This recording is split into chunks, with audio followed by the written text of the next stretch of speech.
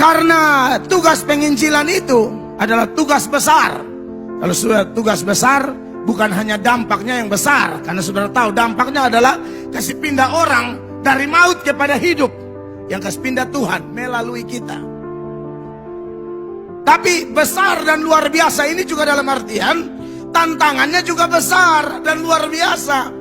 Maka dari itu ketika Paulus tulis ini kepada Timotius dalam suratnya yang kedua ini, di ayatnya yang kedua, Paulus tekankan di sana, saudara-saudara, kepada Timotius, anakku yang kekasih, kasih karunia, rahmat dan damai sejahtera dari Allah Bapa dan Kristus Yesus Tuhan kita menyertai kamu. Paulus, Timotius, kita semua gereja Tuhan. Karena menjalankan misi yang besar, maka kita butuh yang namanya kasih karunia. Kita butuh yang namanya rahmat. Kita butuh yang namanya damai sejahtera. Kita butuh yang namanya jaminan penyertaan. Sebenarnya ini salah satu saja tulisan Paulus kepada gereja maupun pribadi yang dialamatkan. Selalu dia bilang, kamu butuh rahmat. Rahmat itu sebenarnya belas kasihan. Ya, ini susunannya agak terbalik sebenarnya ya. Harusnya kasih karunia itu datang gara-gara apa? Gara-gara ada rahmat. Allah berbelas kasihan, makanya muncullah yang namanya anugerah, rahmat.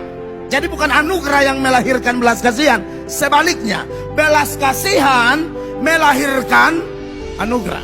Ya, tapi sebenarnya tidak ada masalah juga. Hanya mau kasih tahu bahwa kasih karunia ini muncul dari rahmat, belas kasihan.